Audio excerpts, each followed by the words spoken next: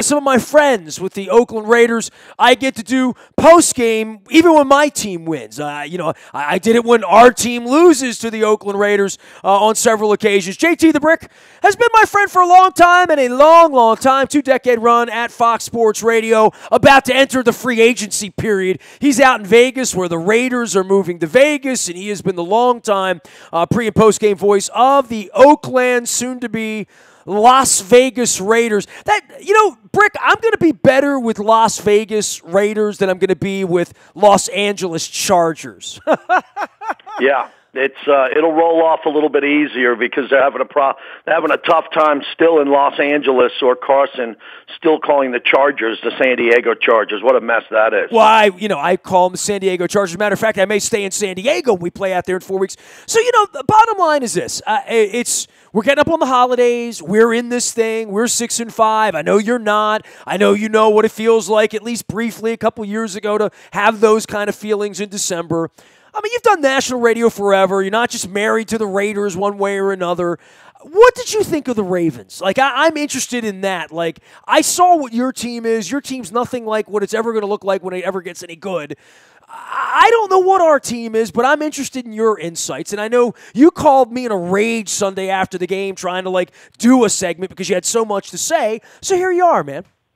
Yeah, I was disappointed for the Raiders in how they executed that game, because they came out and scored on the first drive, which was really important, and they looked good. You saw Carr really making decisions and going downfield, the Doug Martin touchdown that wasn't reversed. And then, the Raiders once again have to count on their defense to get off the field. And the disturbing thing about that game was, on the Suggs interception for the touchdown on the pickup, running it back, whatever that was, no one could track him down. And Suggs as good as anybody. That's an aging, older player in this league, and the Raiders had several guys in the vicinity of that ball that couldn't track down an aging edge rusher, which was disturbing. And then on the punt return, I'm still pulling my hair out, because when a punt is returned in the middle of the field, you have to tackle. When a punt is taken down the sideline, you don't have to tackle. All you got to do is push a guy out of bounds. Get an angle. You got to take the right angle to the ball. You got to take the right angle, but when you're cutting them down, all you got to do is throw your body at the sideline and be a pinball, because then the runner will go out of bounds. And the Raiders weren't even able to do that. So you saw exactly this past Sunday the aggravation of John Gruden and why he's tearing this down. Now, you could say, well, it would have been better if Mac was there. Would it have been a one-score game? Probably. I think Mac would have probably got to Lamar Jackson, tackled him in the backfield, did a couple of things. Absolutely. But overall, you saw the deficiencies of the Raiders on offense and defense. And correct me if I'm wrong, to understand why they don't have $90 million to give to one guy when they have about 12 or 13 holes on that roster, which stood out in Baltimore in that loss for the Raiders. Well, when you have time to turn it around, brother, I'm going through this with the baseball thing. We talked about it a little bit last week with the geniuses and Astro Ball. By the way, Brick, read Astro Ball. I've been telling everybody to do that, because it is sort of, if you like baseball at all, even if you used to like baseball like most of us and aren't sure if you like it as much anymore like most of us, it's worth reading in that way. And when you have time to instill a program and you have the confidence of ownership, and when they're paying you so much money and for such a long period of time, that you can start with the nuclear option, which is, I don't really like Cooper. Give me some draft picks. I don't really want to pay Mac that kind of money to be a 4-12 team next year, so that we can be a 9-7 team 2 years from now, so that maybe we can win the Super Bowl 3 years from now. That's probably where Gruden is. I assure you, John Harbaugh's not thinking that this week when we go down to Atlanta and have to worry about Joe Flacco and Lamar Jackson around here. Everybody's fighting to eat here. Gruden's not there. And look, I don't want to say they're tanking or whatever, but I think there comes a point where, in the baseball vernacular, you deal off the star players, you take in the draft picks, and just say, we're going to be an expansion franchise here for a year or 2 or 3. And obviously, John got together with Mark Davis and everybody out there and just decided that this Oakland thing, whatever this thing is the next 15 months, isn't going to lead to a parade in Oakland. And Gruden didn't feel that way, and Gruden signed up for this. So, I think it's easy to throw rocks at Gruden right now and next year and on draft week and whether he should be the guy picking the ingredients in the supermarket. I think that those are all fair questions. But, his time will come to judge 4 years, 5 years. And unlike D'Angelo's boys, he sits out 4 days a week and does press conferences. So, he is out in front of it. He is accountable for it. He is responsible for it. And it won't be fixed in 31 places in the NFL this year, right? There'll be one team that wins, and everybody else will be broken, right? And, for your franchise, I see what's going on there, and I especially see it from a business standpoint, that when this thing gets to Vegas, you want it percolating then. And I'll hear that. I mean, I don't think it's bad strategy. I think it's bad football to watch right now, just like I think the Orioles are going to be bad to watch the next 5 years. But if you're in and you're onto a system and a strategy, great. I don't know what our system is here, dude. We're 6-5 and trying to scratch and claw to get to 9 or 10, right? Like literally, a lot of the teams in the league are. Just get me there. Yeah, but you're in a good spot, the Ravens are, after that Raider win, because, again, it was an easy win with a young, raw quarterback. I mean, the Raiders knew the game plan was to keep Jackson in the pocket, don't let him run. They don't have the personnel to keep him in the pocket or to track him down when he's running. I mean, think of this. The Raiders, this upcoming week, play Kansas City. Okay, think of Kansas City's offense compared to Lamar Jackson, what he's dealing with his weapons. And, Crabtree and obviously the way the Ravens run the ball is all impressive, but the Raiders are going up against the best and most elaborate offense in the AFC, and you saw them with your own eyes on Sunday. They're going to struggle with that. But back to the Gruden plan. The Gruden plan was in play where guys are supposed to come out and play hard. No matter if you're elevated from the practice squad, no matter if you're a backup, no matter if you're an aging veteran who you know for a fact you're getting let go at the end of the year. Is that like Kelechi Osemele? You play on Sundays. You play hard. Is that Osemele? Some of these guys, will they be jettisoned here at the end? The expensive guys, right? Yeah, I mean, KO is interesting because he's played at such a high level in this league, and I don't know how on board he is with Gruden and where he is at with this team to being such an elite player to want to be a part of a reload and a rebuild. But, it's tough to get rid of Kelechi Osemele and think you're going to get a better player in his place. The core of the Raiders' interior offensive line is supposed to be the strength of this team, but I see him getting pushed around more times than not. But for the Gruden plan, you saw him. This is what you'll remember this year in Baltimore for at the end of the year for the Raiders. The most upset I saw Gruden this year was after the Ravens game, because you could tell the punt return drove him nuts, the Suggs touchdown drove him nuts, and his inability to protect Carr on obvious passing downs where they got to do a better job. So I think this was kind of a tipping point for Gruden in the season in regards to being more vocal, to being more pressing with the players, and I think you're going to hear more from John Gruden in the next couple of weeks if these guys play at the level that they did in the second half of that Ravens game. All right, Brick. JT the Brick is here, formerly Fox Sports Radio. He's out in the desert right now doing the Raiders pre- and post-game. You can follow him out on Twitter as tens of thousands do. Hey, dude, Ravens, give me where you are. I mean, we have a fascinating week here. We have a legitimate, honest-to-God, purple and black quarterback controversy. We haven't had that here forever. Who's playing? Who's starting? Who should start? If they're both healthy, what are you doing, John Harbaugh? All of that's going on here, and it's literally two different offenses, right? Like, I wasn't hating the Joe Flacco passing game in September and October when the team's playing well and they're 3-1 and things are going well. Certainly the defense was complimentary when they're sacking Marcus Mariota 11 times in a game 6 weeks ago. But now you've seen this offense where just putting Lamar Jackson under center allows Gus Edwards to become a Pro Bowl running back. It allows him to run the ball. It allows Ty Montgomery to come in for a 7th-round draft pick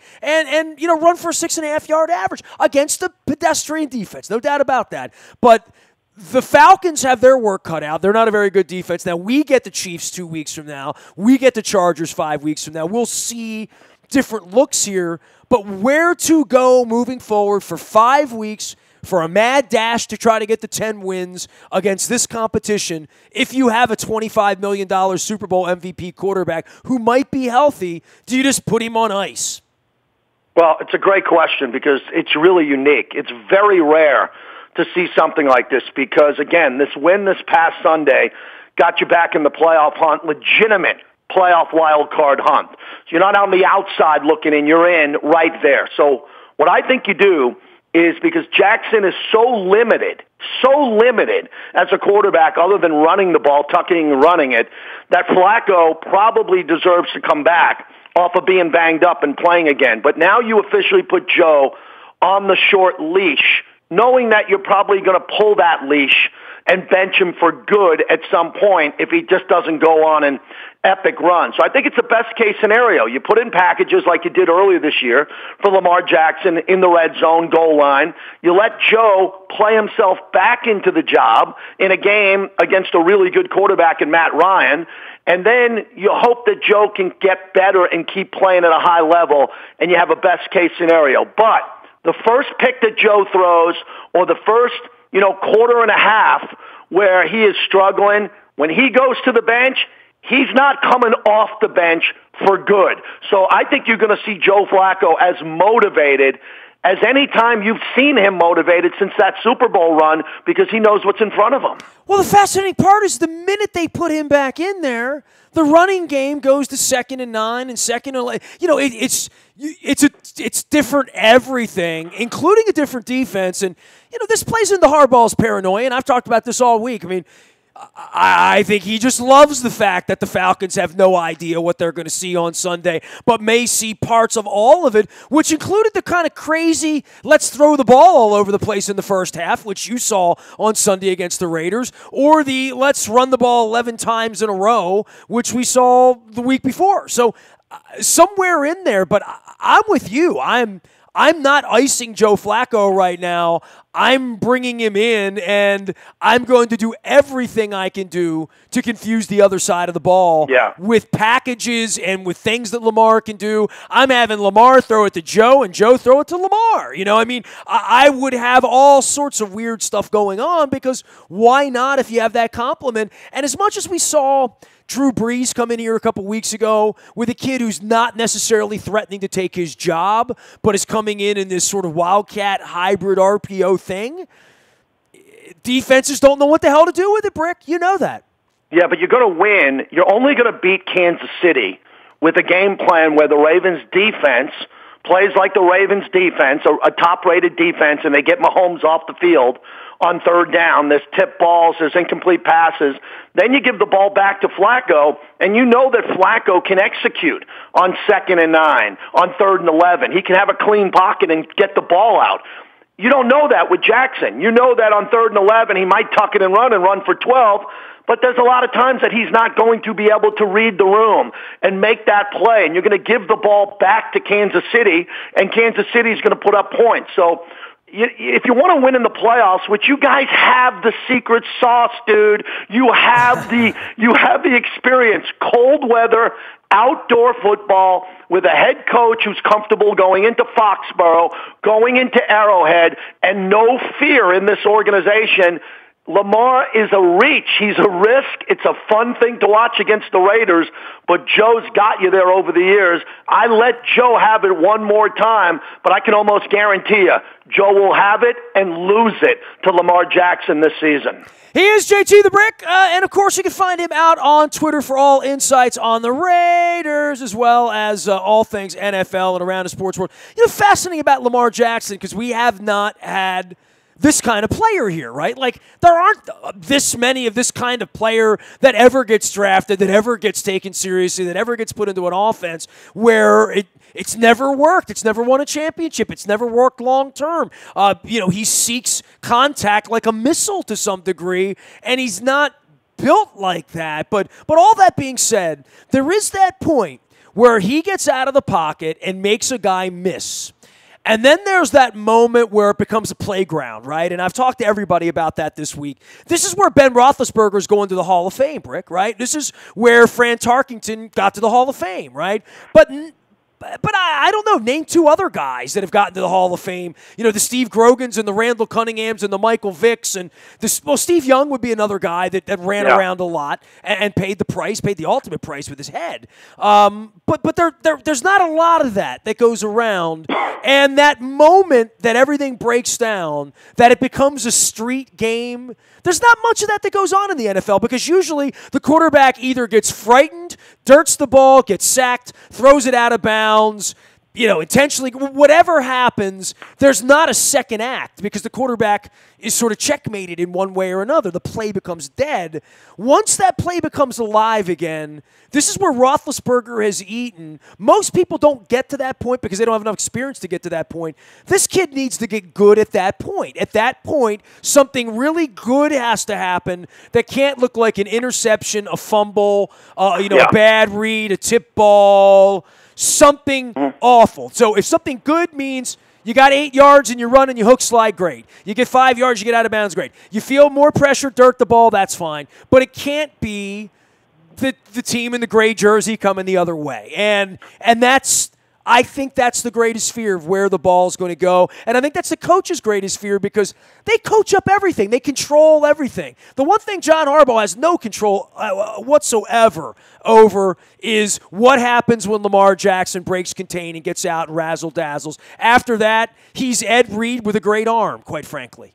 Yeah, I mean, look, when a broken play quarterback, that's what he is. He's early in his career. He's a broken play quarterback, very similar to Cordell Stewart, who was a good quarterback for a couple of years. And if he could throw the ball like Cordell Stewart did, that would be a really nice evolution for him quickly to have. But my point is, he knows what's going to keep him in the league. He's not going to stay in the league either due to injury or just being a running quarterback. That won't work. He's got to evolve into being a guy who can threaten on third down with his arm in a clean pocket. And there are coaches and quarterback coaches and offensive coordinators who are there to coach him up and get him to the next level. In the meantime, you bring him in all of these games, in red zone, on plays where Joe just isn't effective, and I think you have a nice fit. And the defense is legitimate. But it's nice to see a quarterback that can run because, again, we'll wrap it up with Derek Carr. Derek Carr was 2 games away from winning the MVP. I really think in 16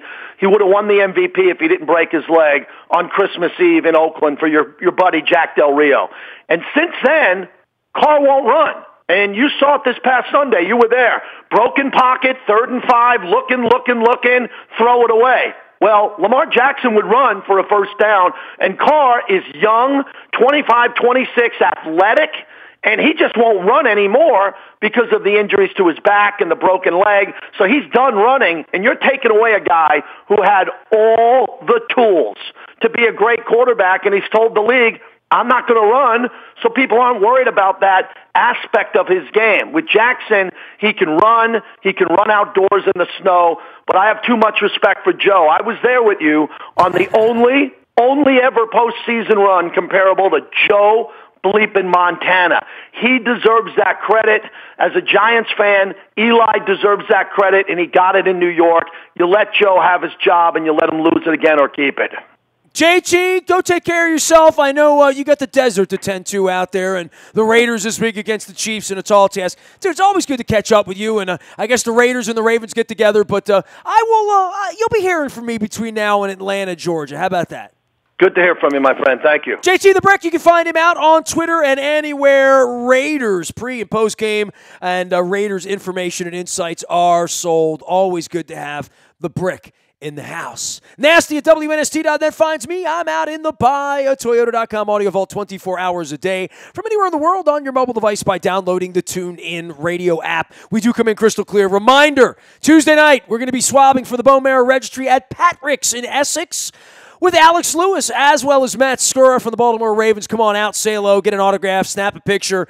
Have a sandwich, have some wings. I'm coming very hungry to Pat Rick's. I'm going to be doing some eating and beverage imbibing as well on Tuesday night. Come on out. It's all brought to you by Friedmont Mortgage and our friends there, Carl Delmont and his friends. Don't make a 30-year mistake by choosing the wrong lender. You need the right lender. It's Friedmont Mortgage. Carl will be here later on in the week. We're getting ready for soccer season as well in the Harrisburg Heat and the Baltimore Blast. We'll be having Carl on frequently throughout soccer season as well.